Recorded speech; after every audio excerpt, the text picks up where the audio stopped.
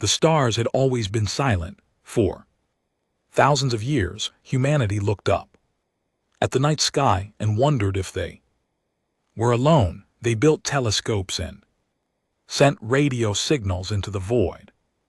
They dreamed of finding others like themselves among the distant lights. Then 62 years ago, they got there. Answer: the first contact was not gentle. A Valorian scout ship appeared in Earth's orbit without warning. It hung there for 3 days, watching, scanning and studying the small blue planet below. When it finally made contact, the message was simple: you are not alone. Prepare yourselves. Humanity did prepare. They learned that the galaxy was old and full of life. Thousands of species had risen and fallen across millions of years. Great empires controlled vast stretches of space, and among them, the Valorian hegemony stood as one of the mightiest powers in the Orion Arm. The Valorians gave humanity the gift of faster-than-light travel. It was not done out of kindness. The hegemony had a practice of uplifting young species, teaching them just enough to be useful, and then absorbing them into their empire as servant races. They called it guidance. Other species called it conquest with extra steps, but humanity proved to be different. They took the technology and ran with it. Within 6 decades, they had colonized 14 star systems. They built stations and cities on distant worlds. They created their own government, the Terran Union, and declared themselves a free people of the galaxy. The Valorians watched with growing annoyance. This was not how things were supposed to work. Now, on a cold steel station, floating at the edge of human space, the moment of reckoning had arrived. Galactic Concord Station was a place of diplomacy and power. It hung in the darkness between stars, a massive structure built by species long since forgotten. Here, representatives from across the galaxy came to make deals, forge alliances, and sometimes deliver threats wrapped in polite words. Director Yuki Tanaka stood at the observation window of the Terran delegation quarters. She was a small woman with silver-streaked black hair and eyes that missed nothing. At 58 years old, she had served the Terran Union for over 3 decades. She had negotiated trade agreements, resolved border disputes, and talked her way out of more than a few dangerous situations, but she had never faced anything like this. Behind her snort's aide, Commander Marcus Webb, reviewed the latest intelligence reports on his data pad. He was a tall man with dark skin and a soldier's bearing. Before joining the diplomatic corps, he had served 15 years in the Terran Navy. He still carried himself like a man, ready for a fight. The Valorian delegation has arrived, he said. Ambassador Cathforn is leading them. Personally, Tanaka did not turn from the window. How many ships? 12. All heavy cruisers.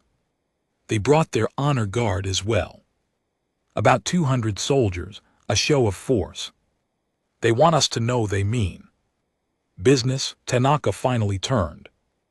Her face was calm, almost peaceful. They want us to be afraid. Webb looked at her. He had served with Tanaka for 5 years, and he still could not always read her. She had a way of staying calm when everyone else was panicking. It was either very reassuring or very unsettling, depending on the situation. Are we afraid? Yes, thought Tanaka.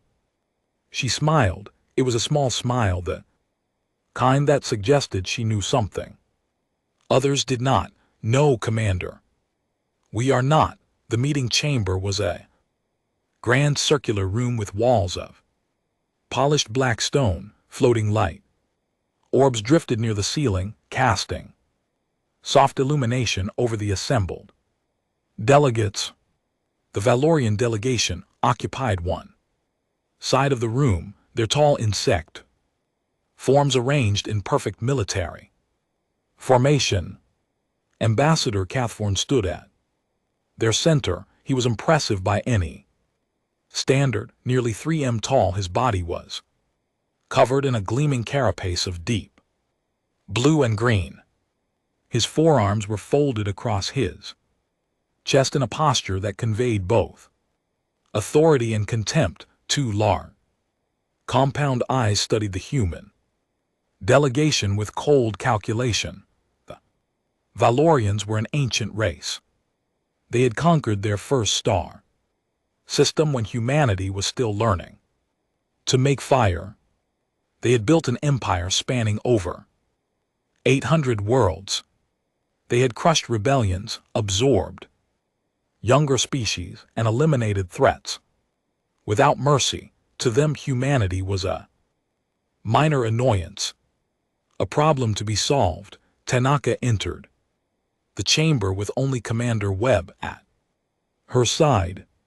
She wore the simple gray uniform of the Terran diplomatic service.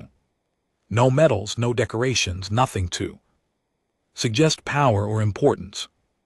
Next to the towering armored Valorians, she looked almost fragile. Cathforn's mandibles clicked in what might have been amusement. His translator device converted the sound into words.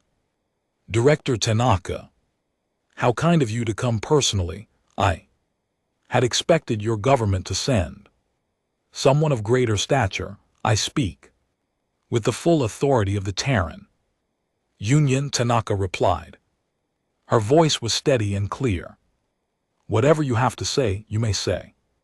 To me, very well. Cathforn gestured, and one of his aides stepped forward with a data crystal. This contains the terms of integration. Your species will become a protectorate of the Valorian hegemony.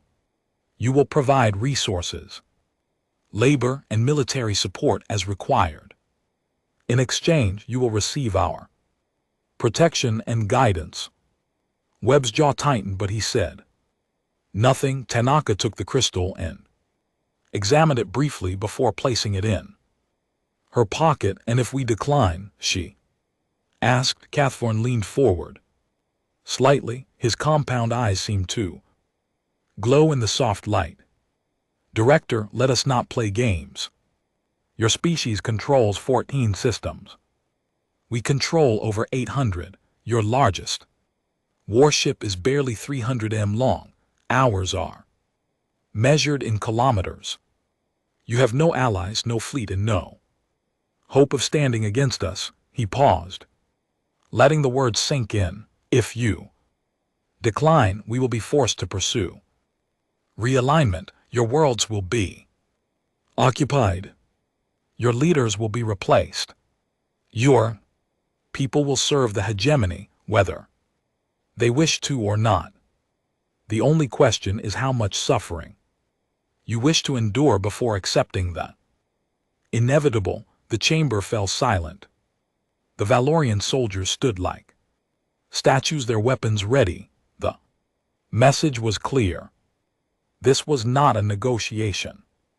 It was a surrender demand. Tanaka stood very still for a long moment. Then, slowly she nodded.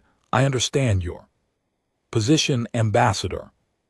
You have made it very clear. Cathforn's mandibles clicked again. Then you accept. I did not say that. The ambassador's posture shifted slightly. It was the first sign of uncertainty he had shown. Director, I advise you to consider carefully. Pride is a luxury you cannot afford. I am not speaking from pride, Tanaka said. I am speaking from authority. The Terran Union does not accept ultimatums.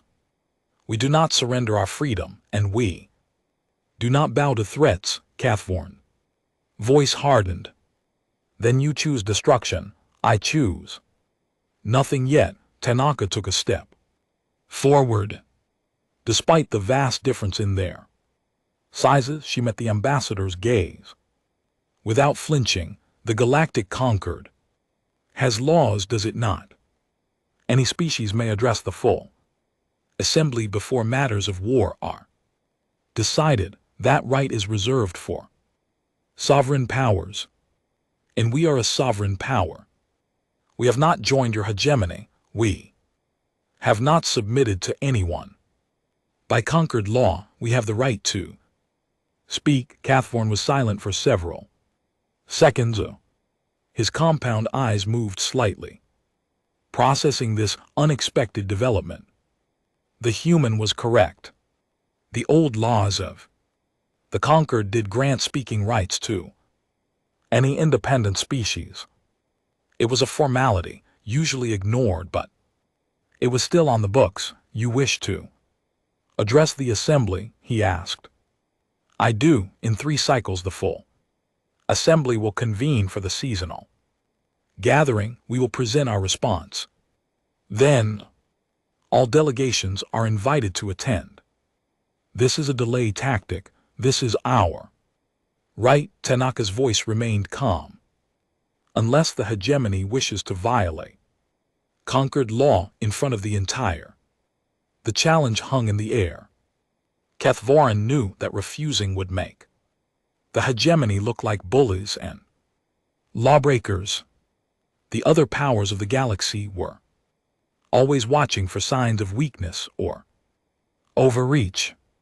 A violation of conquered law could shift alliances and create new enemies. Finally, he made a sound that the translator rendered as a sigh. Very well, Director. You shall have your 3 cycles. Present whatever speech you wish to the assembly. It will not change the outcome. We shall see. Yes, we shall. Cathvorn turned to leave, then paused. I will give you one piece of advice. Human, when you stand before the assembly, do not embarrass yourselves. Accept your fate with dignity. History remembers those who know when to surrender. Tanaka watched him go. Only when the Valorian delegation had left the chamber did she allow herself a small breath. Webb stepped closer. Director, what just happened? We bought ourselves 3 days. That's not enough time to build a fleet or find allies. Tanaka looked at him. That small knowing smile returned to her face. Commander, who said anything about building a fleet? I don't understand. You will. She pulled out her personal comm device and entered a secure code. The connection took only seconds to establish. On the other end, a voice answered. Admiral Chun here. Admiral, this is Director Tanaka. We have 3 cycles. Is Prometheus ready? There was a pause.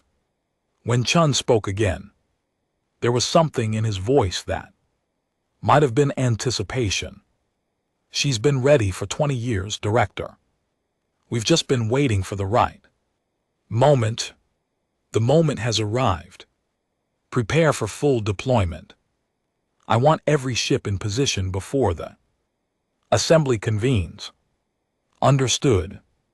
And Director, it's going to be one hell of a show. The connection ended. Webb stared at Tanaka with confusion and the beginnings of hope. Director, what is Prometheus? Tanaka began walking toward the door. It's humanity's answer, Commander. 60 years of work hidden in the darkest corners of space where no one thought to look. The Valerians believe we have nothing. They think we spent the last 6 decades building colonies and playing at civilization. She stopped and turned to face him. They were wrong. In the days that followed, the station buzzed with rumors and speculation. Word spread quickly through the diplomatic quarters that humanity had demanded an assembly hearing. Most species found this amusing. The tiny human faction, barely old enough to have earned their place among the stars, was going to make some kind of stand. Betting pools opened among the younger diplomats. How long would the humans speak before surrendering? Would they cry? Would they try to fight and be destroyed immediately? The odds were not in humanity's favor. Ambassador Keth Voren received regular reports from hegemony intelligence. They showed nothing unusual. Human space remained quiet. Their small patrol ships continued their normal routes. There was no sign of military buildup. No frantic communications, no indication that anything had changed. They are in denial, Keth Voren told his staff. It is common among primitive species. They cannot accept the reality of their situation, so they pretend it is not happening. In 3 cycles, they will stand before the assembly, make some passionate speech about freedom and dignity, and then they will surrender. His second sub-ambassador Verith was less certain. The human director did not seem afraid. She seemed prepared. She was performing. Humans are emotional creatures. They believe that showing strength will somehow change their circumstances.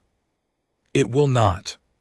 And if they refuse to surrender even after the assembly, Keth Voren's mandibles clicked sharply, then we will make an example of them. Their worlds will burn.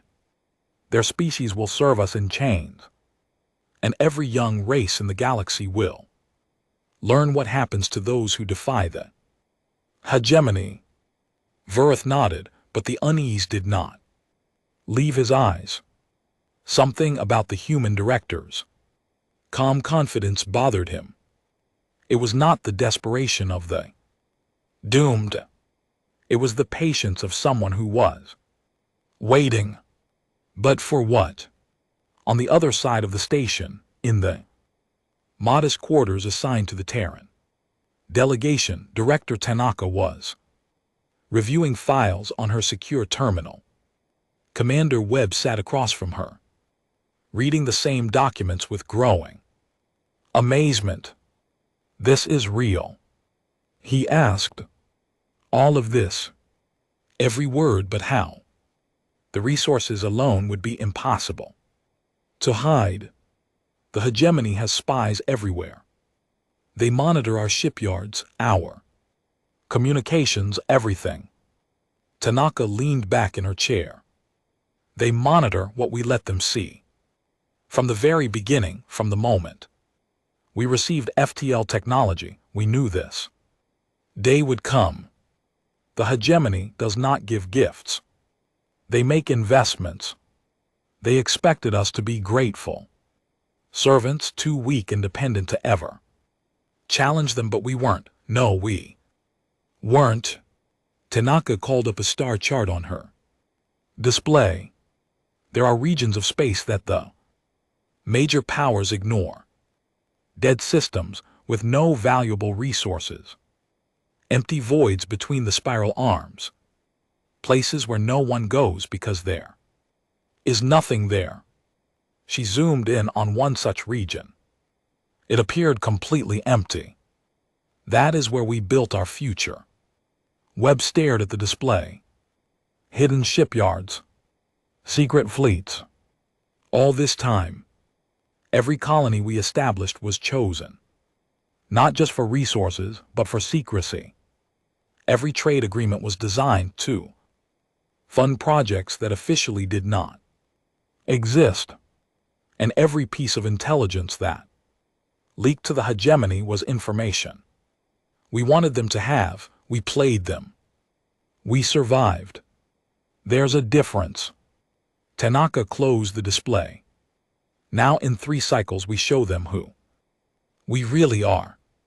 And the galaxy will never look at humanity the same way again. Webb sat in silence for a long moment. When he spoke, his voice was quiet. What happens if it's not enough?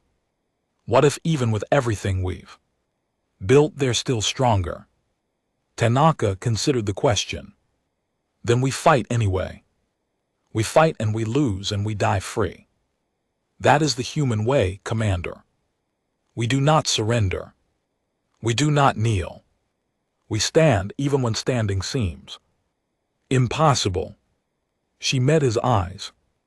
But I do not think we will lose. I think when that ship enters the field, the Valyrians will finally understand what they have been dealing with all these years.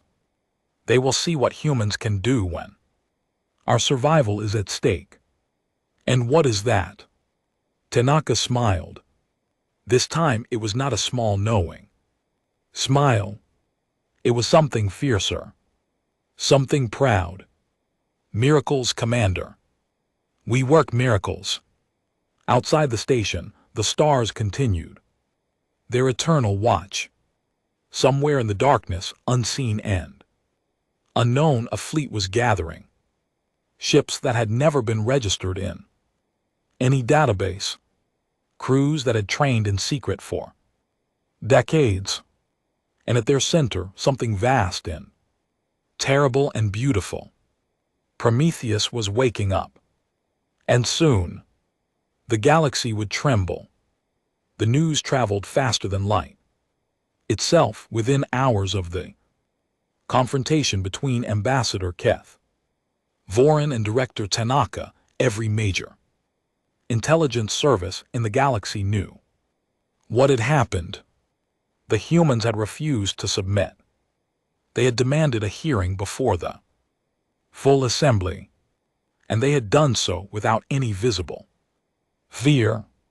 It was this last detail that troubled the analysts most on Valoria Prime. The heart of the hegemony, intelligence. Officers gathered in their underground command center. Massive screens displayed everything they knew about humanity. Star charts, fleet compositions, industrial output, population data. All of it painted a picture of a young, weak species that had no business challenging a galactic power. Senior analyst Korath stood before the main display, his forearms moving rapidly as he cycled through data streams. He was one of the hegemony's best minds, responsible for tracking dozens of emerging species. Humanity had been his assignment for the last 30 years. The analysis is complete, he announced to the assembled officers. Human military capacity remains minimal. Their known fleet consists of approximately 40 patrol vessels, none exceeding 300 m in length. Their shipyards are designed for civilian construction. They have no orbital defense platforms capable of stopping a determined assault. Fleet Commander Zethral, a scarred veteran of 100 campaigns, studied the display with skepticism. Then why did their representatives show no fear? The human female should have been trembling before the ambassador. Humans are emotional creatures, another officer suggested. Perhaps she was simply too proud to show weakness. Pride does not change reality. The weak know when they are weak, even if they refuse to admit it openly. Their behavior betrays them. This one showed nothing. No trembling, no sweating, no elevated heart rate. Our sensors confirmed she was completely calm. Korath brought up additional data. There are some irregularities in our intelligence picture, minor gaps that have accumulated over the years. What kind of gaps? Missing data, sectors of human space that we have not been able to survey properly. Our drones report system errors when they enter certain regions. Our informants occasionally reference projects or locations that do not appear in any official records. Zethro leaned forward. Are you suggesting the humans have been hiding something? I am suggesting that we may not know everything. The gaps are small individually, insignificant, but taken together they form a pattern of deliberate concealment that would require resources they do not have. Building secret facilities, maintaining hidden projects, all while our surveillance watched their every move. Impossible. Korath hesitated. Perhaps, but there is one other detail that concerns me. He brought up a new file. It contained fragments of intercepted communications, partial data from captured devices, and reports from various informants. All of it centered on a single word. Prometheus. Zethro read. What is this? We do not know. The name appears in scattered references, going back decades. It is never explained, never detailed. Our translators suggest it refers to an ancient human myth, a figure who stole fire from the gods and gave it to mortals. A myth. They named a secret project after a myth. Humans often do this, but the frequency of references has been increasing. And 2 years ago, one of our deep cover agents reported something strange before we lost contact with him. Lost contact. He disappeared. His last message mentioned Prometheus. He said he had found it. He said we had made a terrible mistake. The chamber fell silent. Zethro stared at the display for a long moment. You think the humans are building something? I think we should consider the possibility, based on a myth, some missing data, and one dead spy. Korath's compound eyes met the commander's gaze. Based on the fact that their representative smiled when Ambassador Kethborn threatened to destroy her entire species. That is not the smile of the desperate. That is the smile of someone who knows something we do not. The meeting ended without resolution. Zethro ordered increased surveillance of human space, but he remained unconvinced. The humans were clever, he admitted, but they were not clever enough to hide an entire military program from the greatest intelligence service in the galaxy daughter, so he believed the Valorians were not the only ones paying attention across the galaxy. In stations and ships and hidden listening posts, other species were analyzing the same information. The galactic conquered was a web of alliances and rivalries, and any shift in power affected everyone. The Korth Collective, a federation of synthetic beings, ran probability calculations in their distributed network minds. They had no love for the hegemony, which viewed artificial life as an abomination. If the humans could somehow weaken Valorian power, it might create opportunities. Analysis suggests human survival probability at 2.3%. One of their network nodes reported. However, the behavioral data is anomalous. The human representative's confidence does not match their apparent military situation. Possibility of bluff, another node responded. Evaluated. Human psychology does not support this interpretation. Their cultural patterns show that they bluff poorly. When humans pretend to be stronger than They are physiological indicators. Appear. Director Tanaka showed none. Alternative explanations. Unknown factor present. Something we have not accounted for. The collective decided to observe carefully and prepare contingencies for multiple outcomes. The Rithani Consortium, a trading empire of reptilian merchants, was more direct in their approach. Their ambassador, a cunning female named Celicia, requested a private meeting. With Director Tanaka, they met in a small chamber off the main diplomatic hall. Celicia was covered in golden scales. That shifted color with her mood. Right now they were a deep curious orange. You interest me, Director, she said, her forked tongue tasting the air. The hegemony has crushed species far more powerful than yours. Yet you stand before them and refuse to yield. Is that so strange? It is unprecedented. In 4,000 years of Valorian expansion, no species at your level of development has ever refused integration. They all saw the mathematics. They all understood the hopelessness of resistance. Tanaka poured herself a cup of water from the table between them. Perhaps they lacked imagination. Celicia's scales shifted to a brighter orange. I think you know something. I think you have a secret.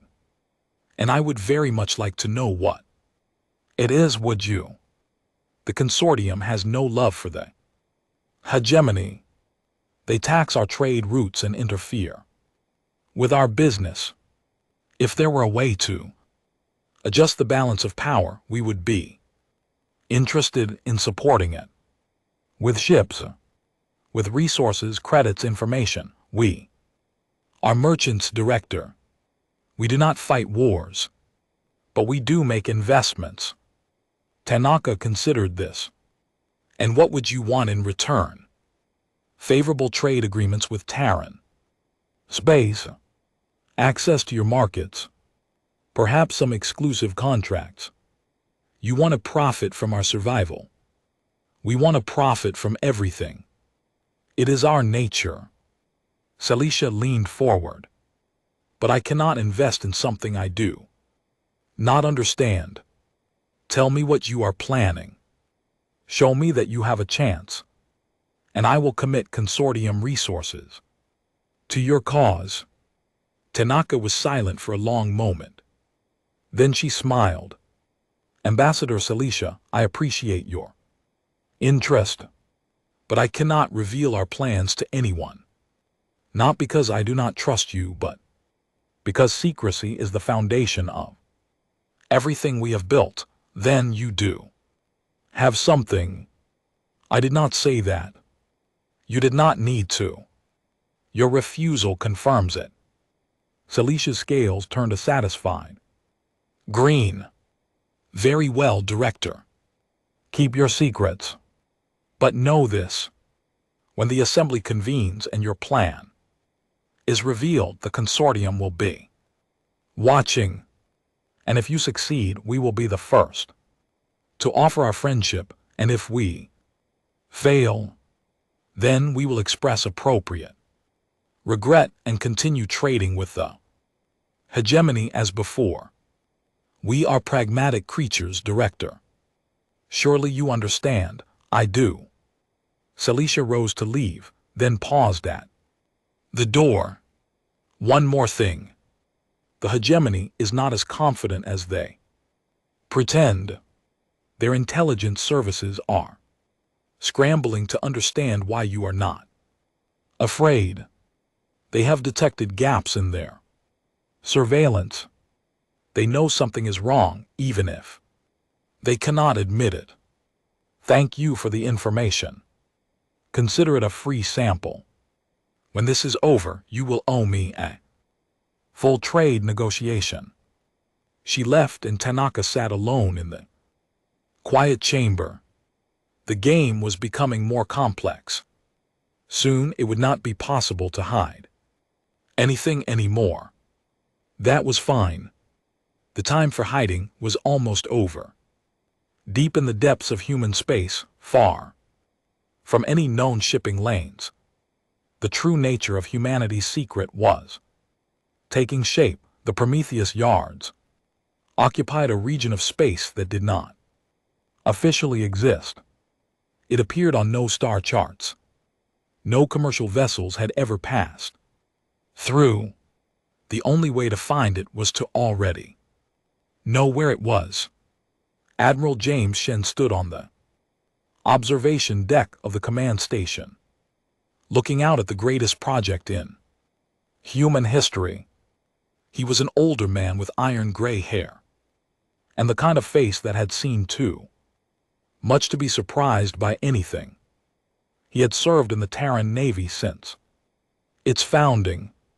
He had watched humanity grow from a single world to 14 systems, and for the last 20 years he had commanded the most important secret, the galaxy. Below him, in the endless darkness of space, the ships were gathering. The Prometheus herself dominated the view. 23 km of armored hull, bristling with weapons that had never been tested in combat. Her construction had taken 40 years, beginning when humanity first realized that the hegemony would eventually come. For them, she was not just a ship. She was a statement. Around her, the rest of the fleet was assembling 12 Colossus-class carriers, each 15 km long, capable of deploying hundreds of fighters, 40 Warden-class battle cruisers, the backbone of any serious naval force, over 200 support vessels from destroyers to supply ships to electronic warfare platforms, a fleet that no one knew existed. Captain Sarah Rodriguez entered the observation deck and stood beside Chun.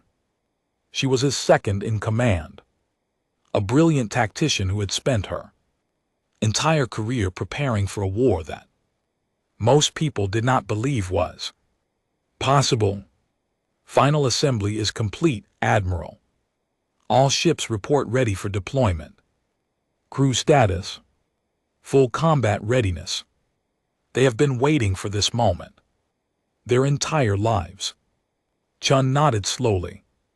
So have I. When I was a young officer, I watched the Valyrians take the Mandari system, a peaceful species, artists and philosophers.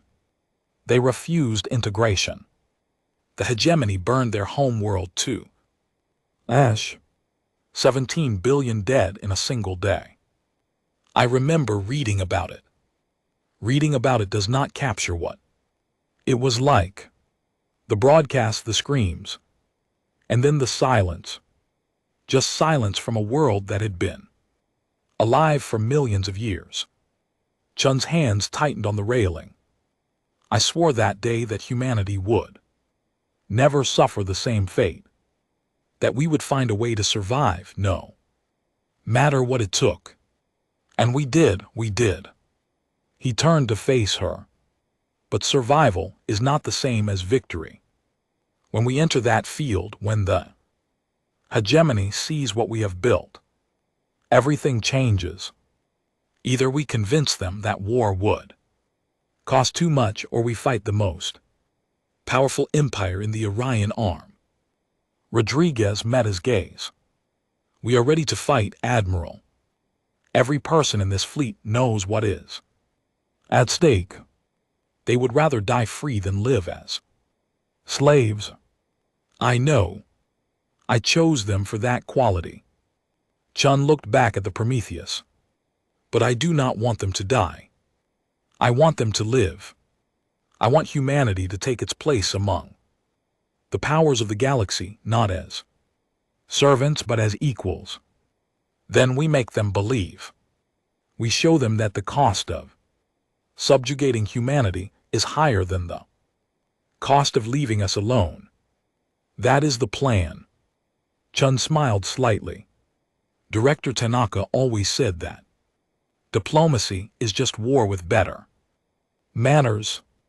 I suppose we are about to test that theory. A communication alert chimed. Rodriguez checked her device. Admiral, message from Director Tanaka. She confirms the timeline. We are to deploy in 48 hours. Understood. Begin final preparations. All ships to depart your stations. Yes. Sir. She left and Chun stood alone on the observation deck. The fleet stretched out before him, dark and silent and waiting. Soon they would light their engines and cross the galaxy. Soon they would announce themselves to a universe that had underestimated them. For 60 years, the Valerians believed they were dealing with primitives. They believed humanity had nothing but pride and empty words. They were about to learn otherwise. Back on Concord Station, the atmosphere was changing.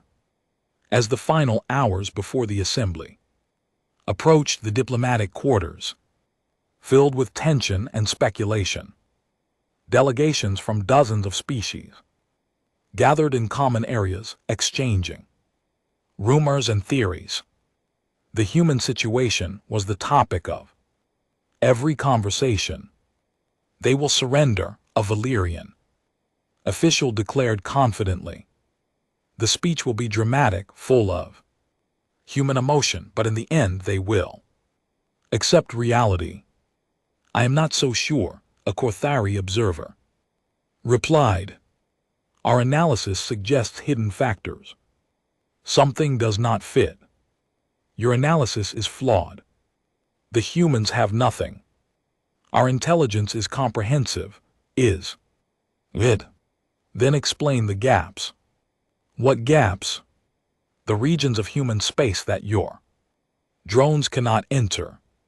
The projects that your informants cannot find. The agent who disappeared after mentioning something called Prometheus. The Valerian officer's mandibles clicked with irritation. Minor anomalies.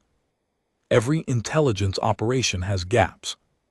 It does not mean the humans are hiding a secret fleet. It does not mean they are not. Across the station, similar conversations were happening. The galaxy was divided between those who expected a quick human surrender and those who sensed something more complicated. Director Tanaka remained in her quarters preparing her speech. Commander Webb brought her regular updates on the fleet's progress. Everything was proceeding on schedule. Director Webb said during one briefing, the consortium ambassador has been spreading rumors. She's telling everyone that we have a secret, that we are planning something unexpected. Good. She's raising expectations. If we do not deliver something dramatic, we will look like fools. Tanaka looked up from her work. Commander, in 12 hours we are going to reveal the largest secret military build-up in galactic history. I think we can meet expectations. Webb paused.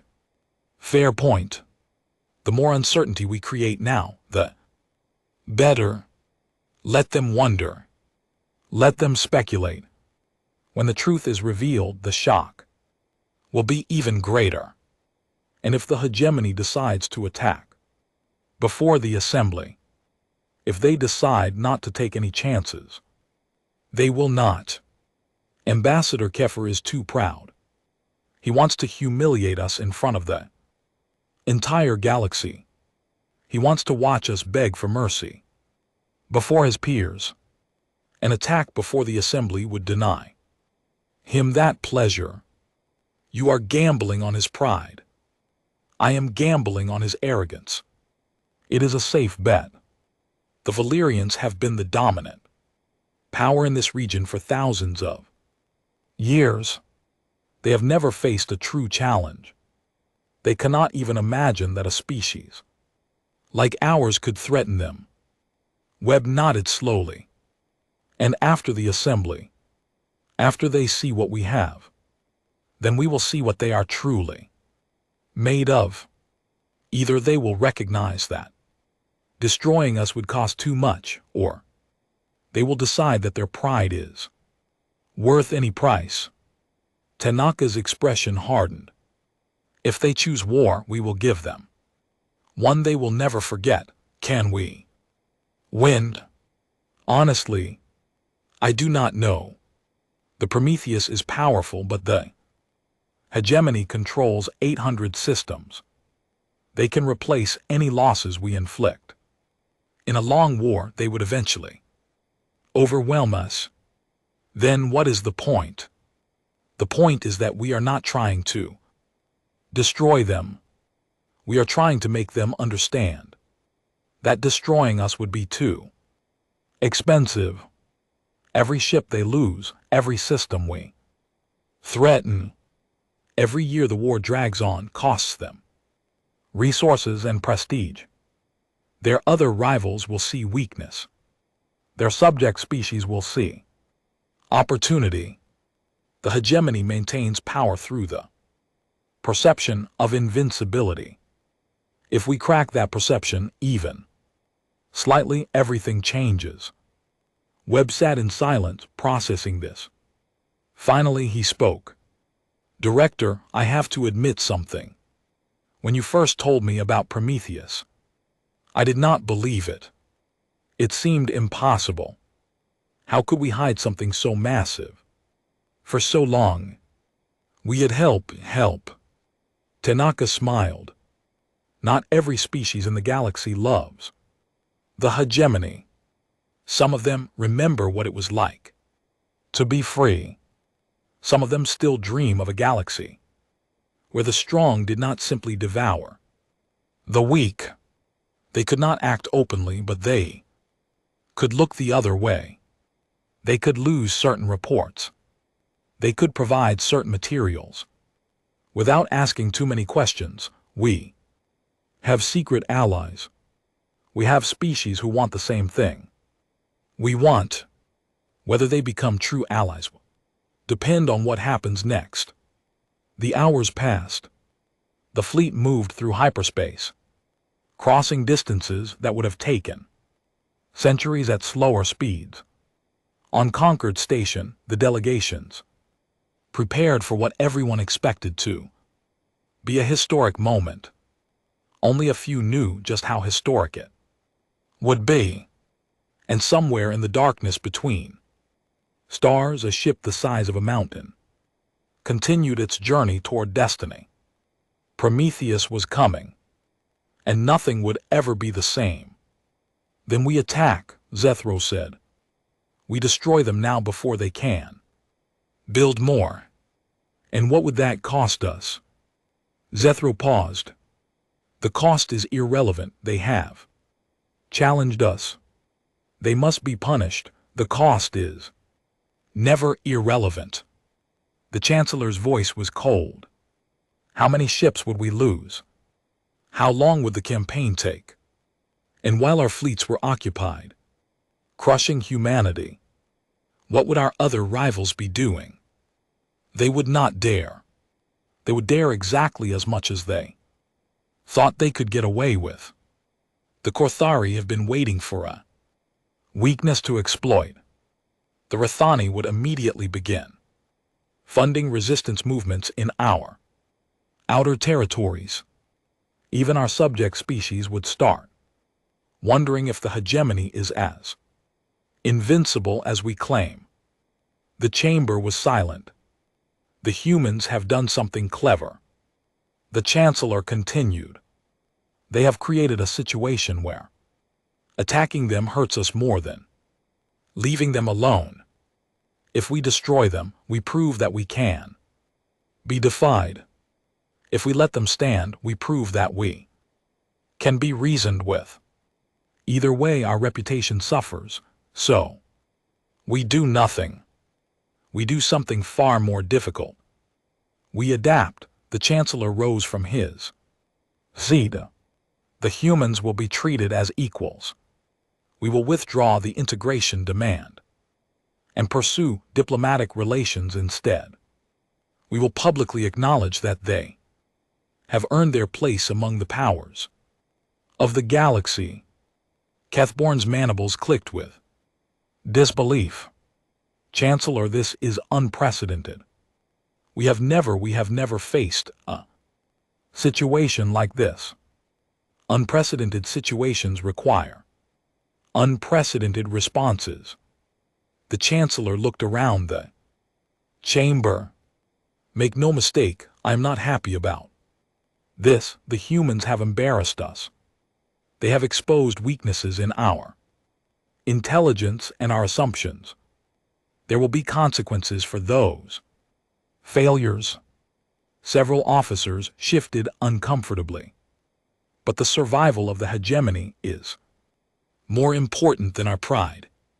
We will accept reality as we have always done, and we will begin quietly preparing for the future. The humans have shown us that the galaxy is changing. We must change with it or be swept away. The decision was made. The hegemony would not go to war. Back at Concord Station, the diplomatic situation was evolving rapidly. Ambassador Celicia of the Rithani Consortium was the first to officially approach the Terran delegation. She found Director Tanaka in the observation lounge, watching the Prometheus through the transparent walls. Director, I must admit I am impressed. Tanaka turned to face her. Ambassador, I was wondering when you would appear. I told you I would be watching. I did not expect such a spectacular performance. Celicia's scales shifted to an admiring purple. The consortium is prepared to open immediate trade negotiations. We believe a partnership with humanity could be extremely profitable for both parties. How quickly things change. An hour ago, you were offering support. That might not materialize. An hour ago, you were an unknown quantity. Now you are a proven power. Celicia smiled, showing sharp teeth. The consortium adapts to new realities. It is how we survive. And the hegemony, are they adapting as well? They are in crisis. Our sources indicate that the Council is in emergency session. There is talk of war, but cooler heads seem to be prevailing. Tanaka nodded. Good, we do not want war. We want to be left alone to build our civilization and peace. Peace is profitable. The consortium approves. Celicia moved closer. But I must ask, Director, how did you do it? 60 years of deception right under the hegemony censors. It should have been impossible, should it? Tanaka's expression gave nothing away. The hegemony believed we were primitives who could never threaten them. That belief made them careless. They saw what they expected to see, and they never looked deeper. But the resources, the materials, you could not have built all of this with just what you produced yourselves. No. We had help. From who? Tanaka smiled. Ambassador, I will share many things with the consortium. That is not one of them. Celicia's scales turned a thoughtful blue. Fair enough. Every power has its secrets.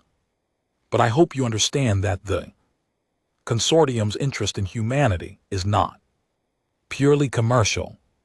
You have upset the balance of power in this region. Many species will be watching to see what you do next. We will try not to disappoint them. See that you do not. Celicia bowed. I look forward to a long and profitable relationship, Director.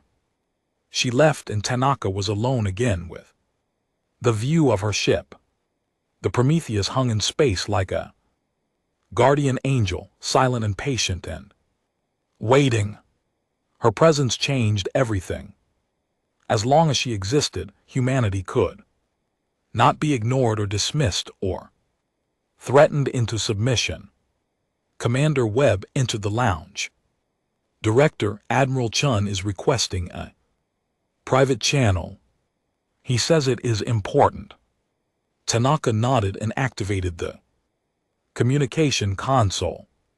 Chun's face appeared on the screen.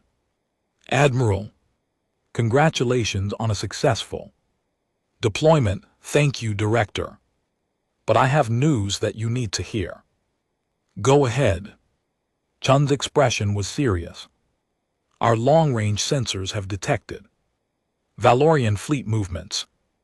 Multiple battle groups are being recalled from the outer territories and consolidated at staging areas near their core worlds. Are they preparing to attack? I do not believe so. The movements are defensive in nature. They are pulling back to protect their most important systems, not positioning for an assault on human space. Tanaka considered this. They are scared. More than scared. They are genuinely uncertain. For the first time in thousands of years, the hegemony is facing an enemy they are not sure they can defeat. Chun paused. But Director, there is something else. Something that concerns me more. What is it? The Prometheus has been scanning the Valorian vessels since we arrived. We have gathered a significant amount of data on their technology and capabilities. That is good, surely. It is, but the data also reveals something unexpected. The Valorian ships are old. Most of them are centuries old, using designs that have not changed significantly since before humanity achieved spaceflight. They have not needed to innovate. They have been the dominant power for so long that no one challenged them. Exactly. And that means they are vulnerable. Not just to us, but to anyone willing to push back against them. The Prometheus is not the only ship the galaxy can build. Other species could do what we did if they had the will and the resources. Tanaka understood what he was saying. You are worried that we have started something we cannot stop. I am worried that we have started something no one can stop. The galaxy has been stable for a long time with the hegemony maintaining order. Through fear, we have broken that fear. Now every species that ever resented Valorian control will be thinking that same thought. If the humans can do it, why not us? That was always the risk. Yes, but seeing it become real is different from discussing it in theory. Chun's face was troubled. Director, I am proud of what we have accomplished. I believe we did the right thing. But I also know that the future we have created will be more dangerous, more chaotic, and more uncertain than anything that came before. Tanaka was quiet for a moment, then she smiled. Admiral, humanity has never been afraid of uncertainty. We have never been afraid of danger. We have faced every challenge the universe threw at us and found a way to survive. And if this challenge is too great, then we will face it together. Not just humanity, but every species that believes in freedom. Every civilization that refuses to kneel. Tanaka's voice was firm. We did not build the Prometheus just for ourselves. We built her as a symbol, a promise that the galaxy does not have to be ruled by fear. Chum nodded slowly. I hope you are right, Director. So do I, Admiral, so do I. The communication ended, and Tanaka stood alone in the observation lounge. Outside, the Prometheus continued her silent vigil. The stars burned in the endless darkness, ancient and unchanging. But for humanity, for the galaxy, everything had changed. The old order was ending. The hegemony's grip on power was weakening. And in the chaos that would follow, anything was possible. Humanity had taken its first step onto the galactic stage. Now they would see where that step led them. The grand chamber of the galactic, conquered, had stood for over 50,000 years. Its builders were long gone, vanished into the mists of history like so many species before them. But their creation remained a monument to ambition and unity that had outlasted empires. The chamber was carved from a single asteroid, hollowed out and shaped into a perfect amphitheater that could hold representatives from every known civilization. Today, it was full. Thousands of delegates filled the tiered seats, their forms as varied as the stars themselves. Some were massive, requiring special platforms to support their weight. Others were tiny, sitting in clusters of dozens on single chairs. Energy beings floated in containment fields. Aquatic species swam in transparent tanks. Hive minds communicated through millions of tiny bodies that moved as one. This was the galactic conquered in its full glory. 2,000 species, representing trillions of beings across countless worlds. They came together 4 times each cycle to discuss matters of shared importance: trade agreements, territorial disputes, scientific discoveries, and the never-ending dance of power that defined galactic civilization. But today, everyone knew, was different. Today, humanity would answer the Valorian ultimatum. Director Yuki Tanaka stood in the preparation chamber below the main floor. She was dressed in the formal uniform of the Terran Union, a simple gray suit with the Earth insignia on her collar. No medals, no decorations, nothing to distract from the words she was about to speak. Commander Webb entered and handed her a data pad. Final confirmation from Admiral Chun. The fleet is in position. They will arrive on your signal. Tanaka took the pad and read the message. 3 words. Ready when you are. She smiled and tucked the pad into her pocket. How does the chamber look? Packed. Every seat is filled. There are delegations here that have not attended an assembly in centuries. Everyone wants to see what happens, and the Valorians. Front row, center section. Ambassador Keth Vorn brought his entire staff. They also positioned their escort fleet in formation outside the station, visible from the main display. A reminder of what we are supposed to be afraid of. Good, let them show their strength. It will make the contrast more impressive. Webb hesitated. Director, are you nervous at all? Tanaka considered the question. No. I stopped being nervous years ago when I accepted that this moment was coming. We have done everything we can. The rest is beyond our control. What if they do not believe us? What if they think the Prometheus is a trick or an illusion? Then we will demonstrate that it is not. The Admiral has authorization to fire. Warning shot if necessary. A warning shot from a ship that size. Just one. Across the bow of the Valorian flagship. Non-lethal but impossible to ignore. Tanaka straightened her collar. I do not expect it will come to that. When they see her, they will believe. A chime sounded. It was time. Tanaka walked toward the entrance to the main chamber. Webb fell into step behind.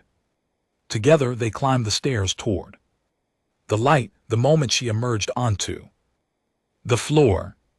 The chamber fell silent. The Terran delegation podium was small and modest, positioned at the far edge of the speaking area.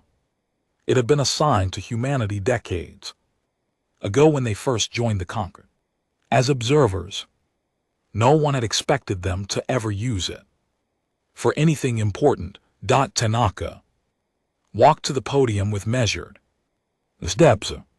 She could feel thousands of eyes upon her, alien senses analyzing her every movement. Some of those eyes were curious. Some were hostile. Some were simply waiting to see what entertainment the doomed humans would provide. At the center of the chamber, on a raised platform that dominated the speaking area, Ambassador Keth Vorn sat in his delegation's place of honor. His compound eyes tracked Tanaka's approach. His mandibles moved slightly, a Valorian expression of amusement.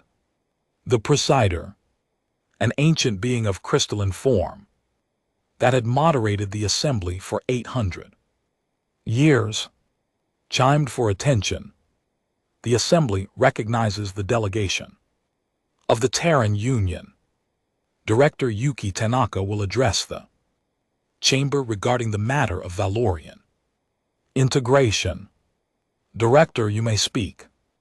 Tanaka bowed to the presider. Then she turned to face the assembled species. Honored delegates, she began. I stand before you at a moment of great importance for my people. 3 cycles ago, the Valorian hegemony delivered an ultimatum to the Terran Union: submit to integration, they said, or face destruction. Join their empire as servants or be crushed beneath their fleets. She paused, letting the words settle. This is not a new story. Many of you know it well. You have seen species face this choice before.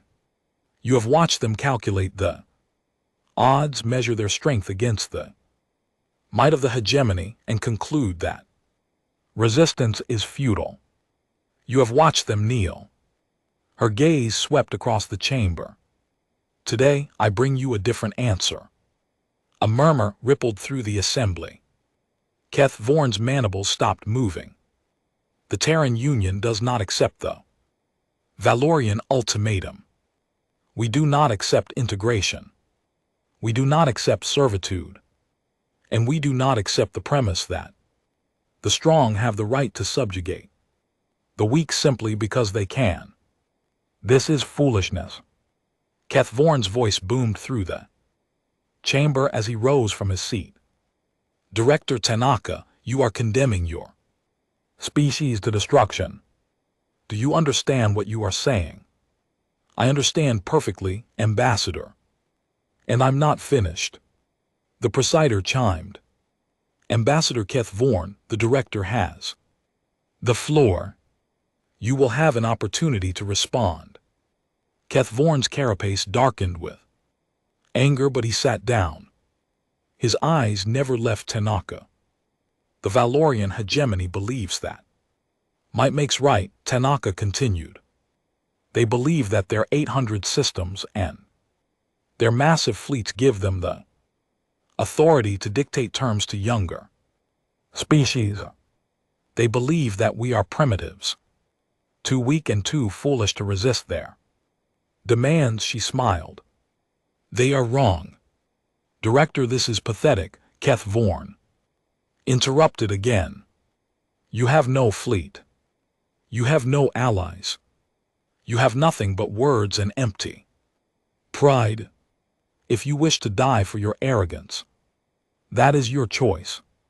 But do not waste the assembly's time with fantasy. I assure you, Ambassador, this is no fantasy. Tanaka pulled her comm device from her pocket. The gesture was small, almost casual, but something in it made the chamber go quiet.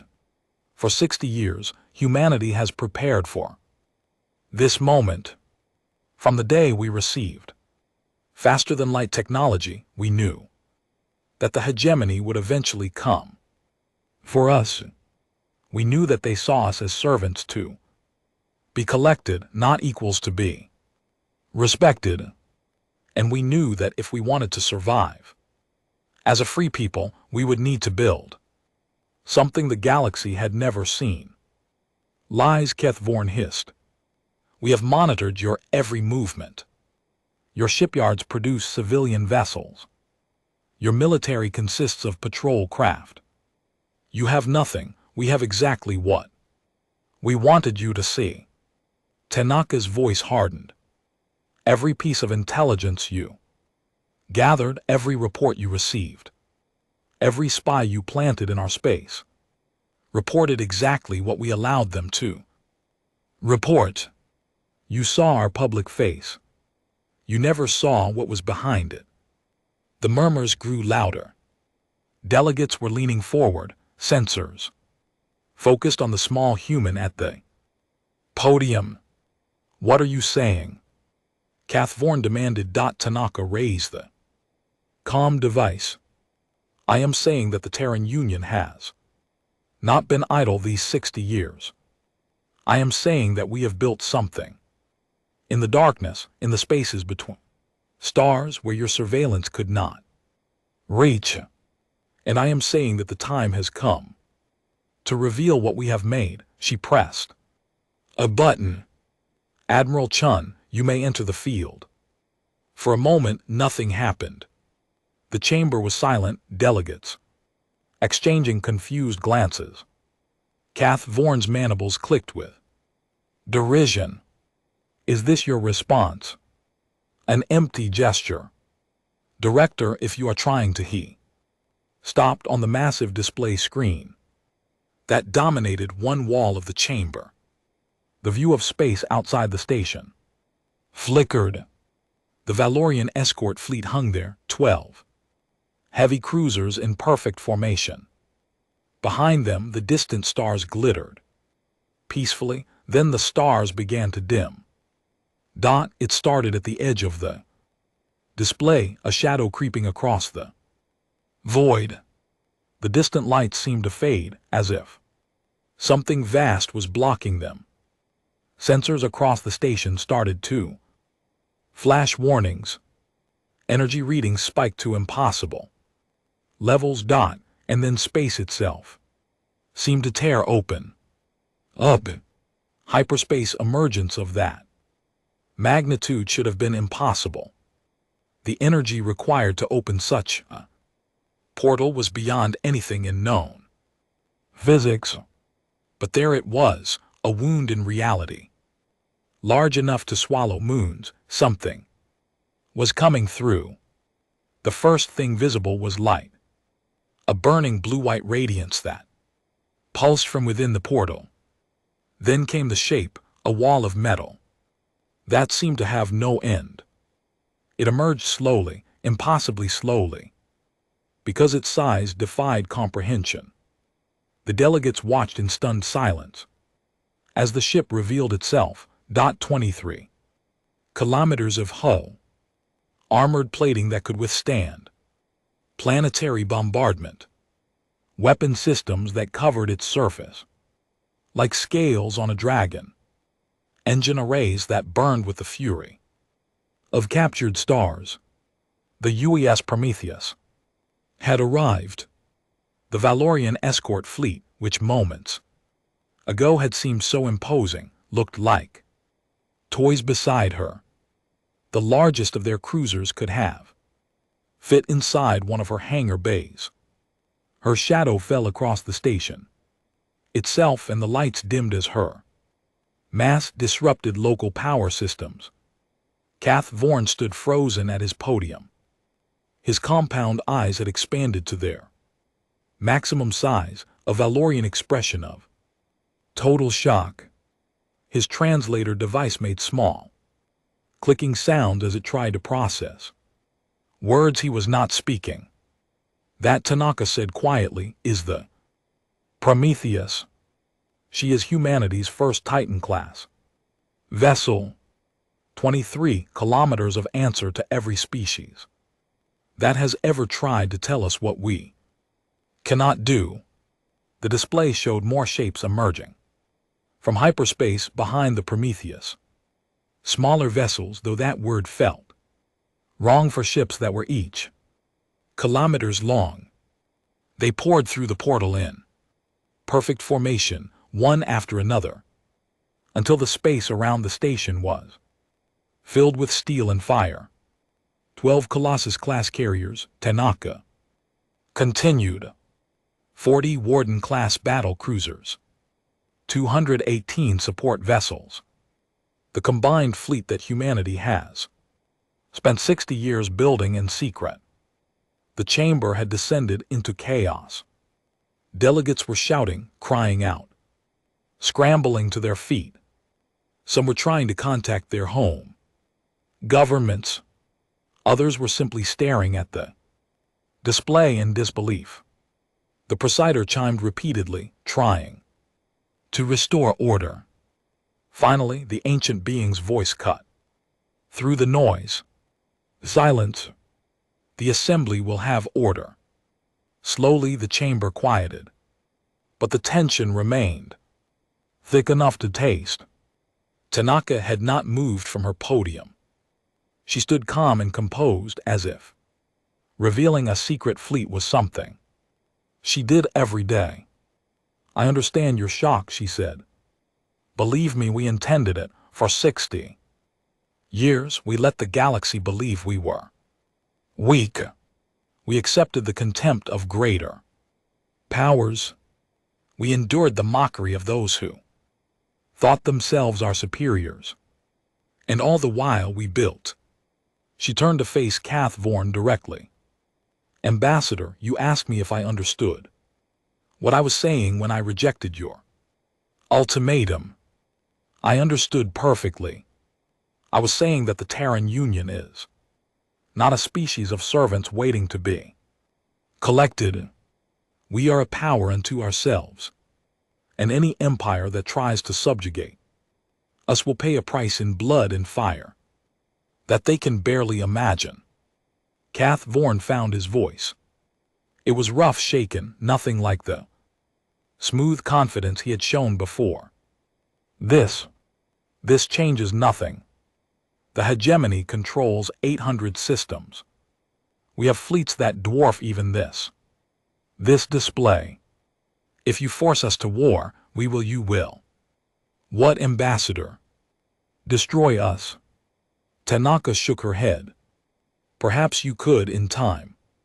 Perhaps you have the resources to grind us down over decades of conflict. But what would it cost you? How many ships would you lose? How many systems would we strike before you finished us? She gestured at the display. The Prometheus is not just a warship. She is a symbol. And right now, every species in the galaxy is watching. They are seeing that the mighty hegemony was fooled by primitives. They are seeing that a species barely 60 years into the galactic community has produced something that makes your escort fleet look like children's toys. You are threatening us. I am offering you a choice. The same choice you offered us, just reversed. Tanaka's voice was cold now, hard as steel. You can accept the Terran Union as an equal member of the galactic community. You can withdraw your ultimatum and acknowledge that humanity is not yours to command. And in exchange, we will maintain peaceful relations and explore opportunities for mutual benefit, or we fight. And while you might eventually win, the victory will be hollow. Your other rivals will see your weakness. Your subject species will see there. Chance. The hegemony has maintained power through the perception of invincibility. For thousands of years, we have cracked that perception.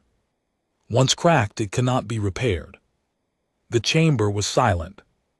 Every delegate was watching, waiting to see how the hegemony would respond. Kath Vorn stood motionless. His mind was racing through possibilities, calculating options. The human was right about one thing. This moment was being watched by everyone. Whatever he did next would shape the hegemony's reputation for generations. If he attacked and succeeded, they would be seen as bullies who crushed a brave upstart. If he attacked and failed, or even if he won at great cost, they would be seen as vulnerable. Either way, the damage was done.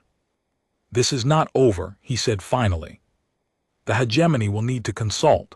This development changes the situation considerably. Take all the time you need, Ambassador. The Prometheus is not going anywhere. Kath Vorn turned and strode out of the chamber. His delegation followed, mandibles clicking in confused agitation.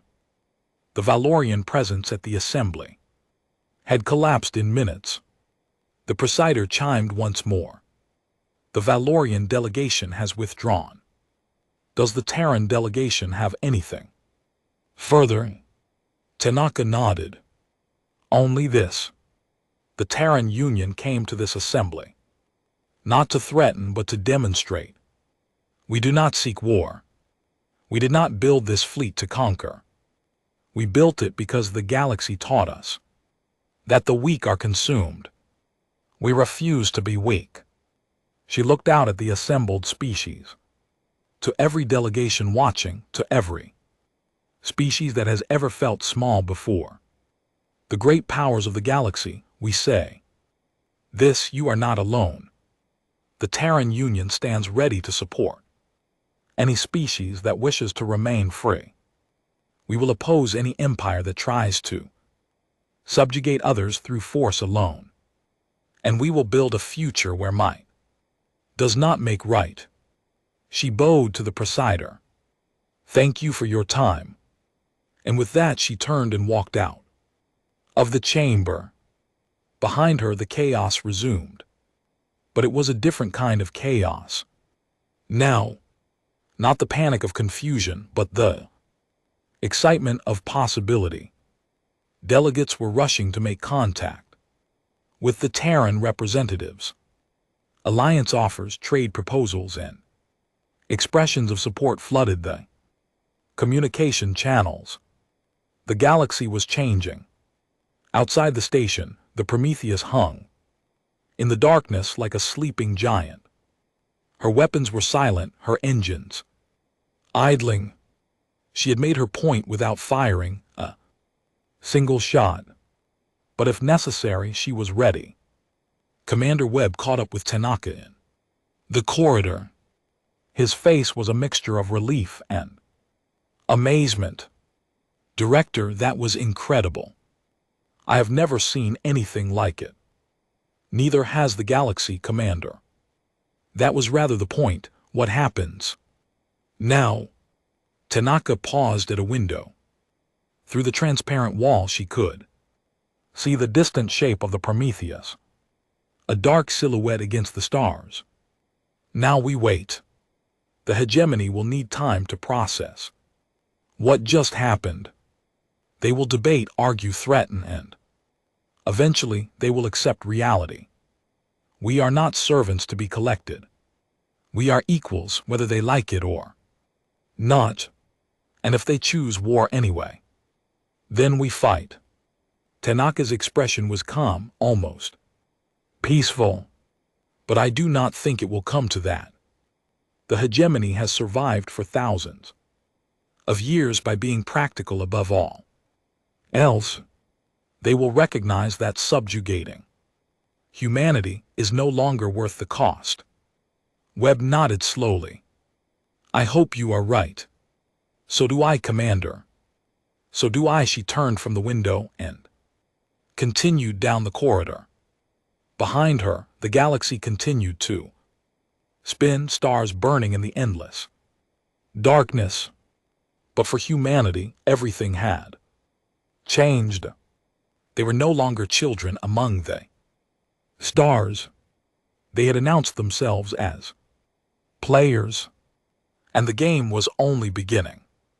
Admiral James Chun stood on the bridge of the Prometheus and watched the universe change. The bridge was the heart of the great ship, a vast circular chamber located deep within its armored core. Holographic displays covered every surface, showing sensor data, fleet position, and the faces of officers coordinating 1,000 tasks. Hundreds of crew members worked at their stations with quiet efficiency, the product of decades of training for this single moment. Through the main display, Chun could see Concord Station hanging in space before them. It looked small from here, a toy structure that could fit inside one of his ship's hangar bays. The Valorian escort fleet had pulled back, creating distance between themselves and the Prometheus, like frightened animals retreating from a predator. Admiral Captain Rodriguez reported from her station. All systems nominal. The fleet is in formation and holding position. No hostile actions detected from the Valorian vessels. They will not attack, Chun said. Not yet. They're still trying to understand what they are looking at. He could not blame them. Even after 20 years of watching the Prometheus take shape, he sometimes struggled to believe what humanity had built. The ship was not just large. It was a statement written in metal and fire, a declaration that humanity refused to be victims in a hostile galaxy. The construction had begun before Chun was even an admiral. In those early days, he had been a junior officer tasked with overseeing supply convoys to the hidden shipyards. He remembered the first time he saw the skeletal framework of the Prometheus, just a spine of steel floating in the darkness. It had seemed impossible then. It still seemed impossible now. Message from Director Tanaka, sir. Communications officer announced. The assembly is in recess.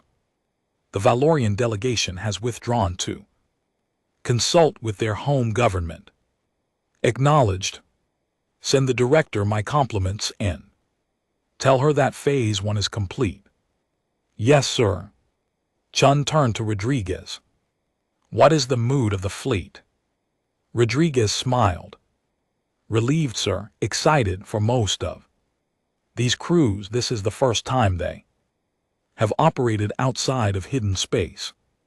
They have spent their entire careers training for a battle they were never sure would come. Now they are here, and the galaxy can see them, and the enemy has not fired a shot. No, sir. Not yet, Chun nodded. That was the best possible outcome.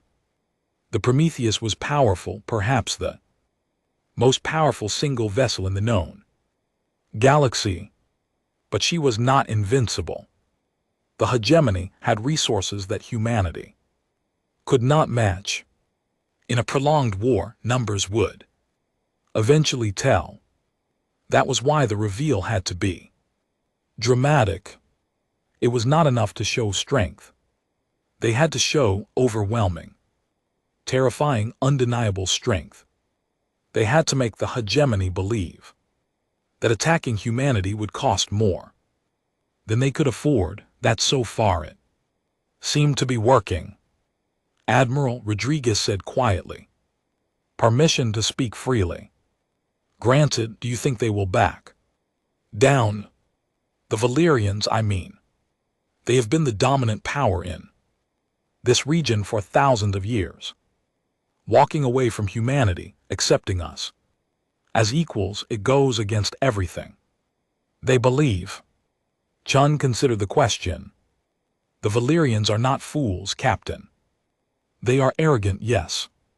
They are cruel and dominating and convinced of their own superiority.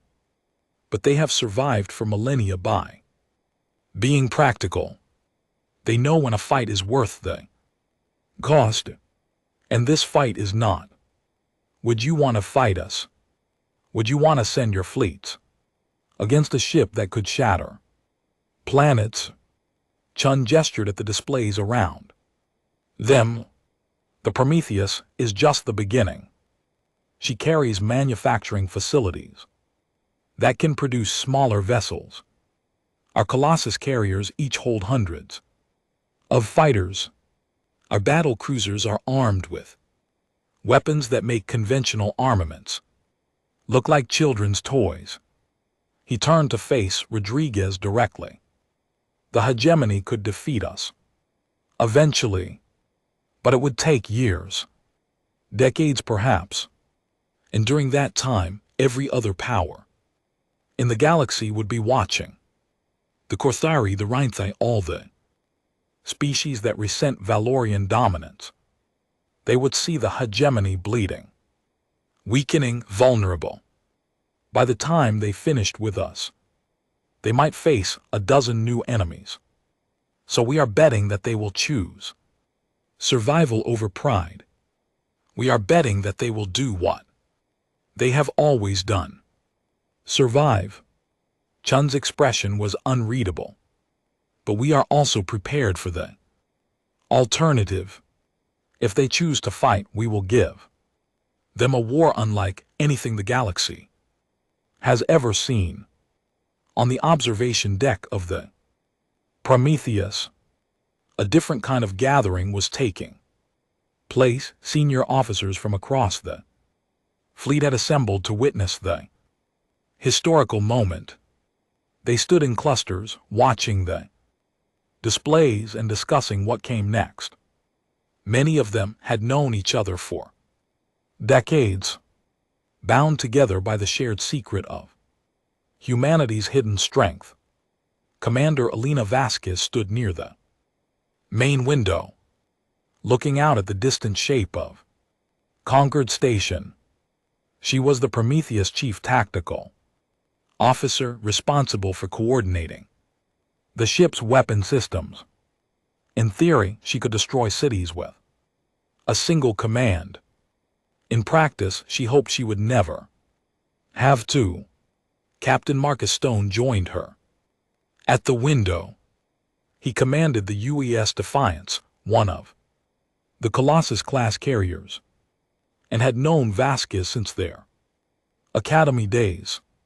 Quite a view, he said. Not the view I expected to see when I signed up for the Navy. What did you expect? Vasquez smiled. I thought I would be patrolling shipping lanes and escorting colony vessels. Maybe fighting pirates if we were lucky. I never imagined this, none of us did. Stone looked out at the gathered fleet. Do you know what I thought when I first saw the construction plans for the Prometheus? I thought it was a joke. Some officer's fantasy project. That would never be built. And now you are commanding a carrier that would make that fantasy look modest. The universe has a strange sense of humor. They stood in companionable silence for a moment, watching the stars. What do you think the Valyrians are feeling right now? Vasquez asked, fear, confusion, anger. Stone considered. Mostly anger, I think. They are not used to being surprised.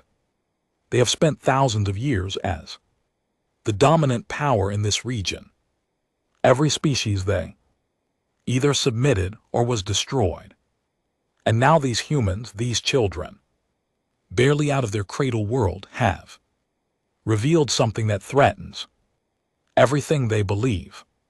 They might do something stupid. They might.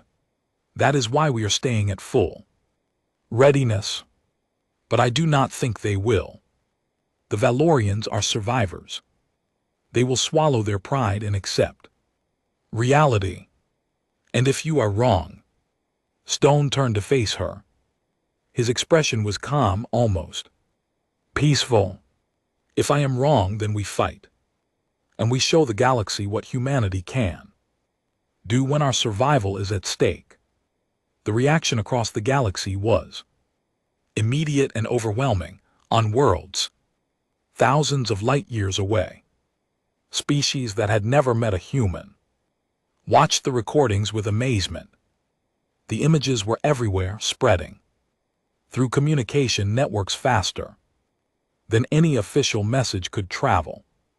A ship the size of a mountain emerging from hyperspace to challenge the mighty hegemony. On Valoria Prime, the Hegemony Council met in emergency session. The chamber was filled with shouting, accusations, and demands for explanation. How had the humans hidden this? How had their intelligence services failed so completely? Who was responsible for this disaster?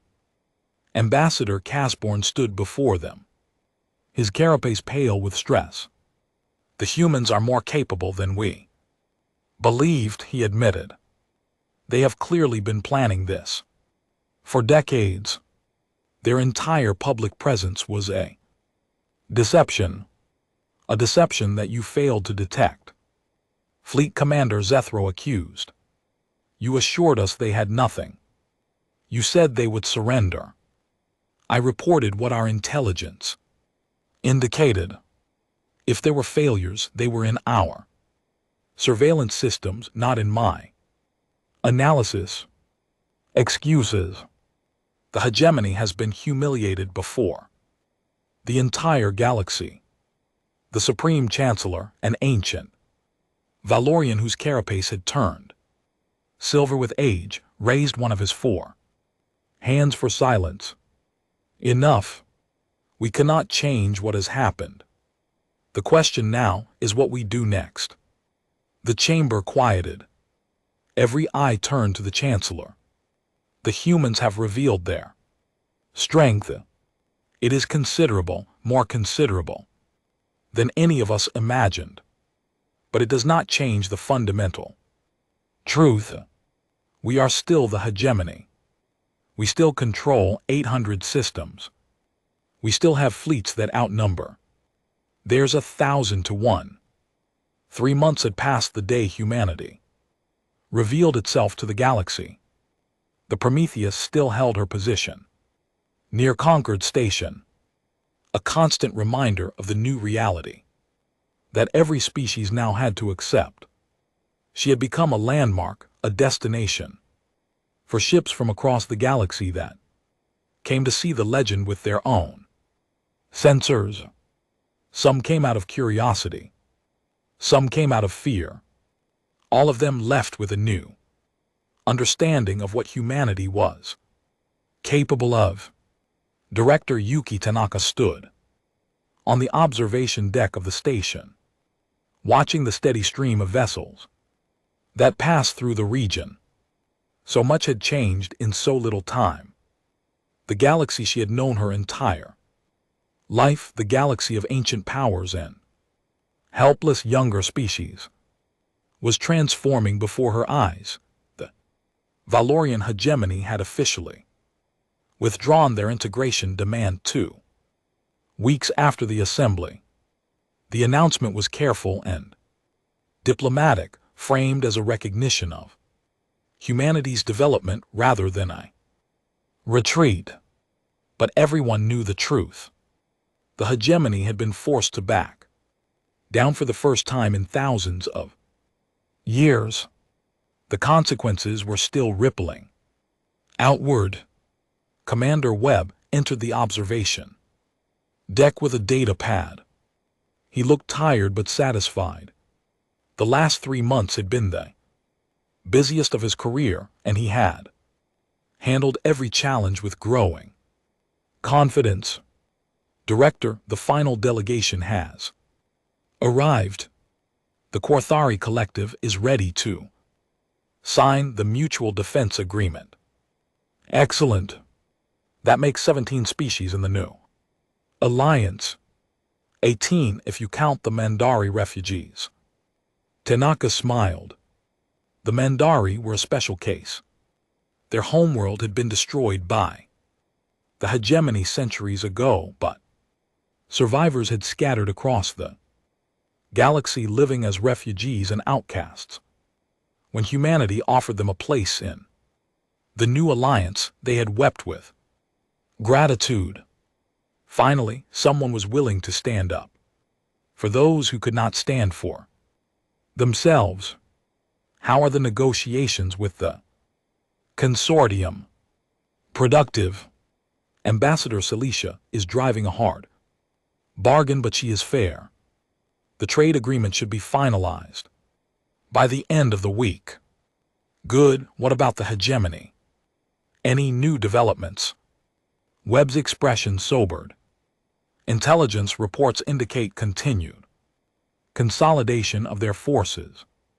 They are pulling back from some of their outer territories, focusing on their core systems.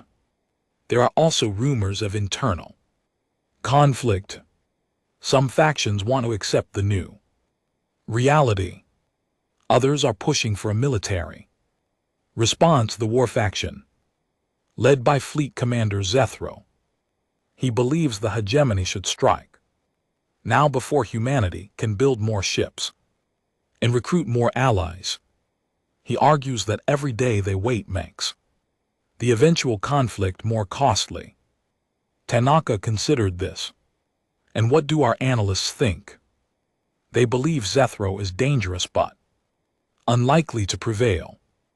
The Supreme Chancellor has committed to a diplomatic approach, and most of the Council supports him. Unless something changes dramatically, the hegemony will continue to pursue peaceful coexistence unless something changes. Tanaka repeated the words thoughtfully. That is the uncertainty we have to live with, Commander. We have created a new balance of power. But balance is fragile. It can be disrupted by a single event, a single decision, a single act of desperation. Then what do? We prepare. We strengthen our alliances, build our defenses, and stay vigilant. And we hope that the hegemony's practical nature continues to outweigh their wounded pride. Webb nodded. It was not a satisfying answer, but it was an honest one. The galaxy had become a more uncertain place. All they could do was face that uncertainty with open eyes. On board the Prometheus, Admiral Chun was conducting a very different kind of meeting. He had gathered his senior officers in the main conference room, a chamber that could have held 100 people but today contained only a dozen. These were the people who had built humanity's secret strength, who had spent their lives preparing for a moment that might never come. Now that the moment had come, they had to decide what came next. The construction bays are operational. Captain Rodriguez reported. We have completed the first of the new Warden-class battle cruisers. 2 more will be finished within the month, and the Colossus expansion on schedule. We should have 4 additional carriers by the end of the year. Chun nodded. This was the true secret of the Prometheus, the detail that no one outside humanity's inner circle knew. She was not just a warship. She was a factory, a mobile shipyard, capable of producing new vessels from raw materials gathered in the depths of space that the hegemony had seen, a single fleet. They did not realize that fleet could grow. What about crew training? Chun asked. Commander Vasquez answered. We have been running Accelerate program since the reveal. The initial shock brought a surge of volunteers. Everyone wants to serve on the ships. That made the Valorians back down. Quality over quantity, Commander. I do not want crews that are merely enthusiastic. I want crews that are ready for whatever comes next. Understood, sir. We are being selective. The best candidates are being fast-tracked for command positions. Chun leaned back in his chair. Good. Because we are not going to stop here. The Prometheus proved that humanity can stand against the great powers. Now we need to show that we can build something better than what came before. Something better? Captain Stone asked. A new order. Not an empire like the hegemony built on fear and subjugation. An alliance of free species working together for mutual benefit and protection. Chun's voice was thoughtful. That was always the goal, even before we laid the first plates of the Prometheus. We did not want to replace the hegemony. We wanted to make sure no one would ever need to fear them again. And if the hegemony decides to fight us anyway, then we fight. But we fight for something larger than ourselves. We fight for every species that ever wanted to be free. The officers exchanged glances. They had spent their careers preparing for war. Now they were being asked to prepare for something more difficult, peace. But they were human. They would find a way. Across the galaxy, the news of humanity's rise continued to spread. On distant worlds, species that had never encountered a human studied the recordings with fascination. The Prometheus had become a symbol, proof that even the smallest could stand against the mighty if they had the courage and the wisdom to prepare. Some species were inspired. They began their own secret projects, their own hidden preparations. If humanity could do it, why not them? Others were frightened.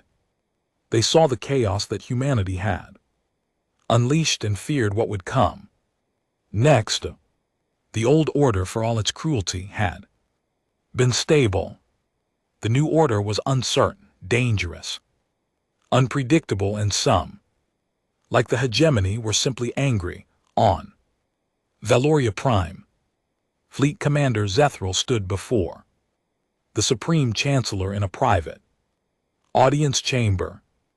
The room was ancient, its walls carved with the names of every fleet commander who had served the hegemony across the millennia. Zethral's name was among them. He had earned it through victory after victory, conquest after conquest. Now he faced the possibility that his legacy would be one of defeat without battle. Chancellor, I must protest this course of action. We are treating the humans as equals, when they should be ash and memory. The Chancellor studied him with ancient eyes. Commander, I understand your frustration. The humans have humiliated us. They have exposed our weaknesses and damaged our reputation. But anger is not a strategy. Attack is a strategy. We still have the forces to crush them.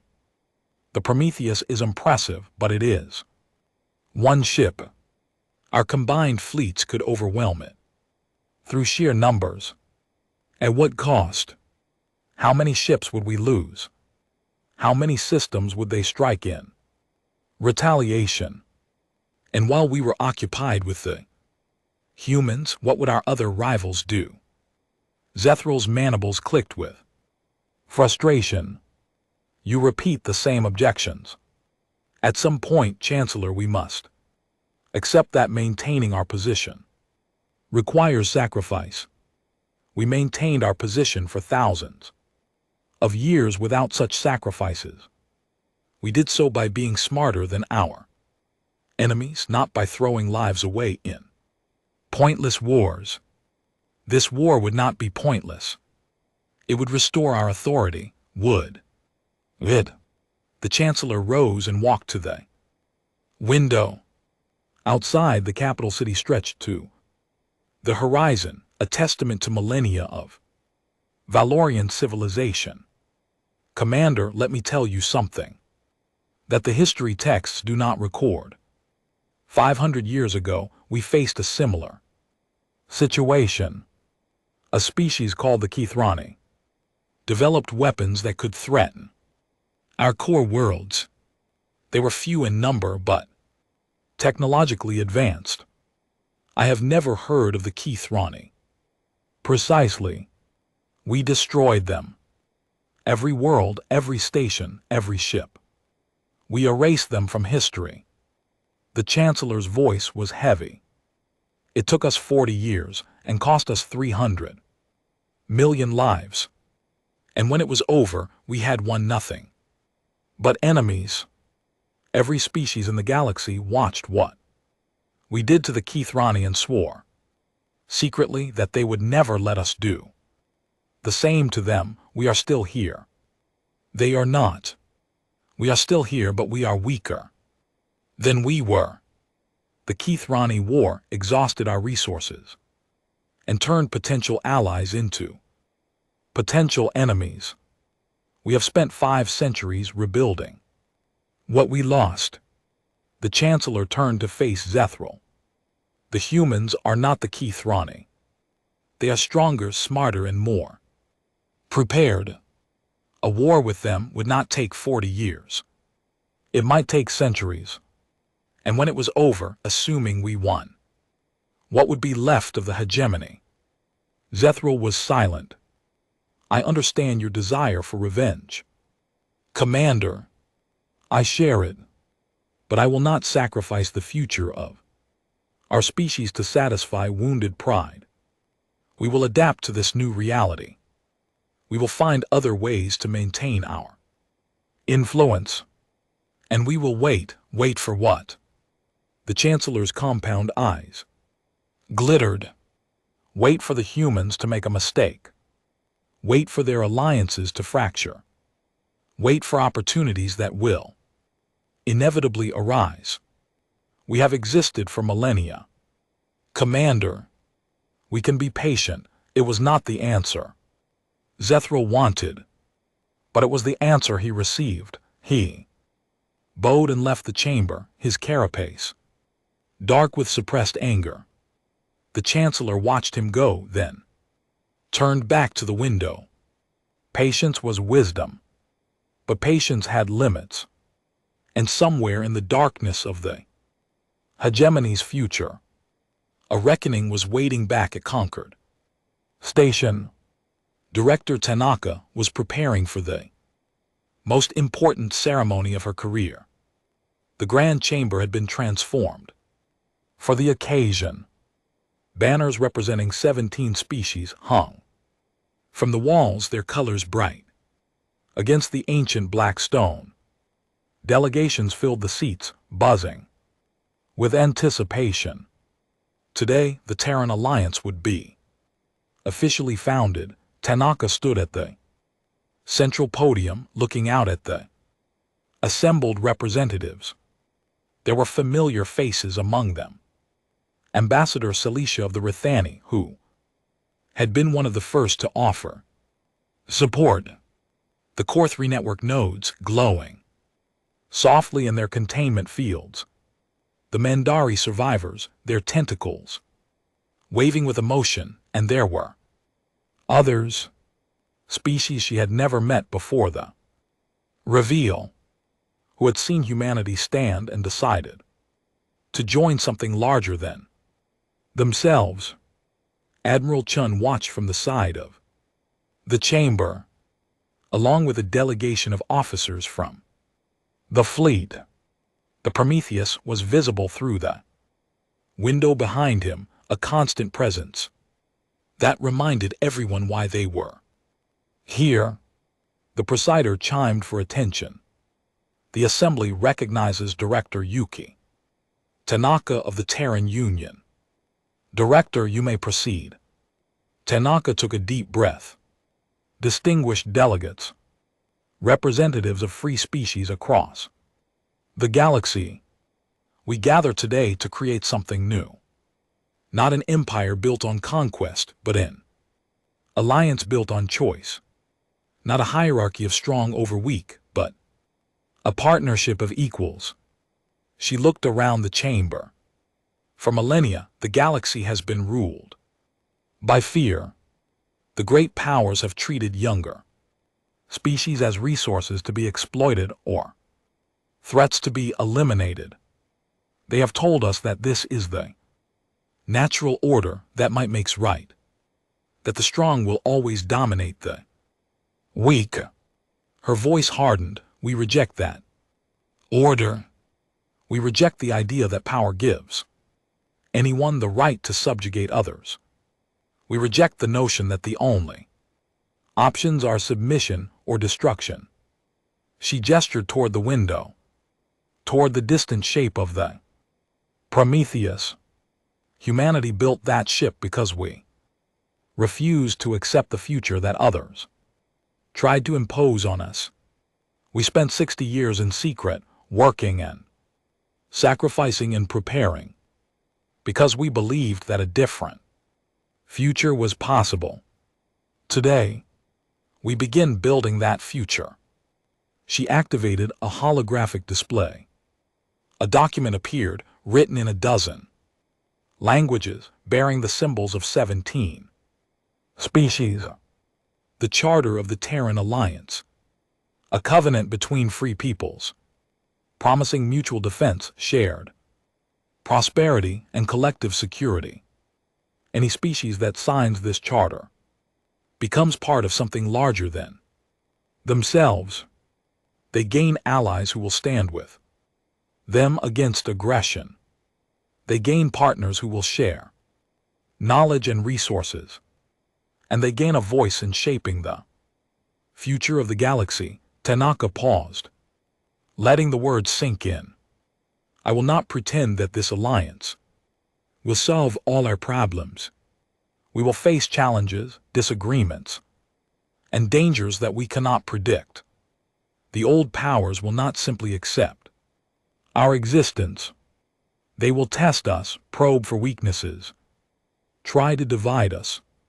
But we will face those challenges together, united, and when history looks back on this moment, they will see the beginning of a new era. An era when species of all sizes and all origins stood side by side and said, no more, no more fear, no more submission, no more accepting cruelty as the price of survival. She raised her hand. Who stands with humanity today? One by one, the delegations rose. The Rithani, the Korthari, the Mendari, species from across the galaxy standing together for the first time. And outside the window, the Prometheus burned like a star, guardian watching over the birth of something new. 3 months later, Director Tanaka received an intelligence report that troubled her. She was in her quarters on the station, reviewing the endless stream of information that came with leaving an interstellar alliance. Most of it was routine. Trade agreements, diplomatic disputes, resource allocations, the work of civilization. But this report was different. Commander Webb had brought it personally, his face grave. Our agents in hegemony space have picked up something strange, he said. Deep scans of the Valorian shipyards. They are building something. Tanaka set down her data pad. They are always building something. Not like this. The energy signatures are enormous. The construction base have been expanded. Security has been increased.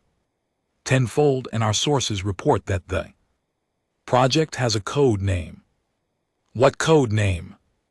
Webb hesitated. They are calling it Response.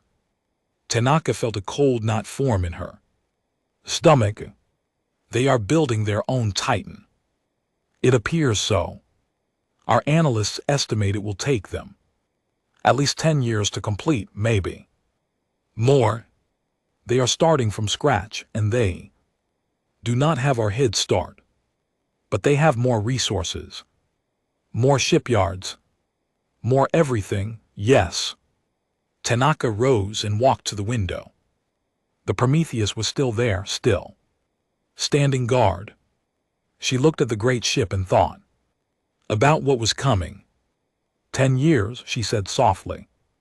That is how long we have to prepare for the next phase.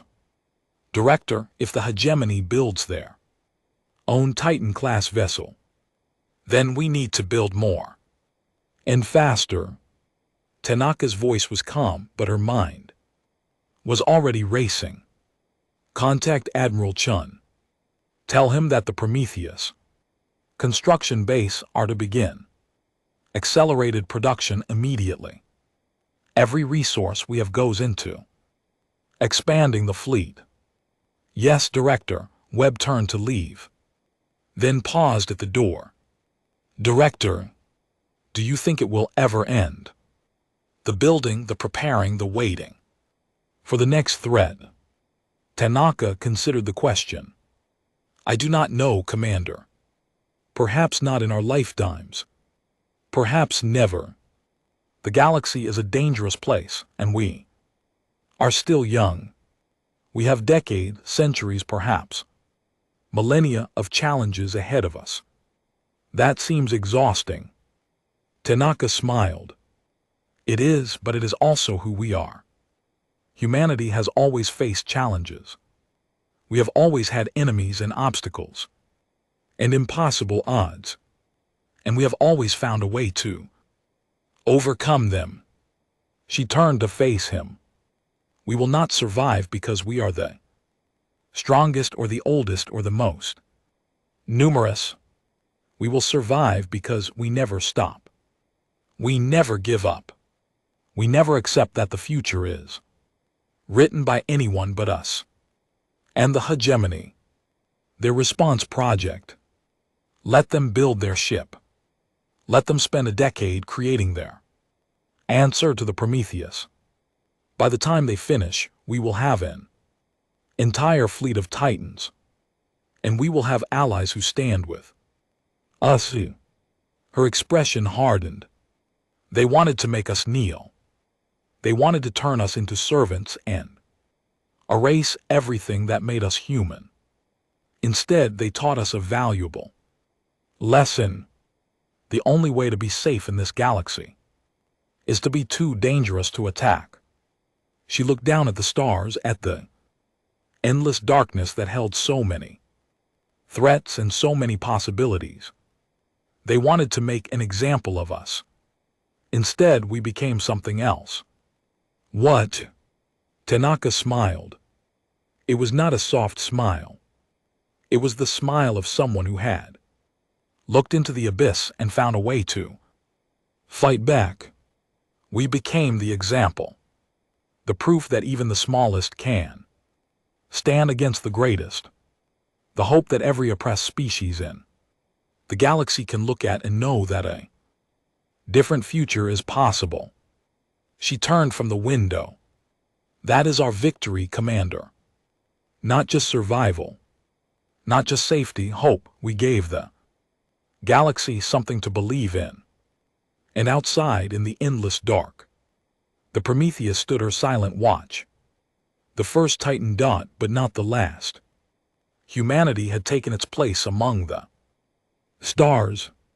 They had faced the greatest power in the galaxy and refused to kneel. They had built an alliance of free species and created a new vision for the future. It was only the beginning. The galaxy was vast, and the challenges were endless. There would be wars and crisis, and moments when everything seemed lost. There would be sacrifices and struggles, and costs that no one could predict, but humanity would.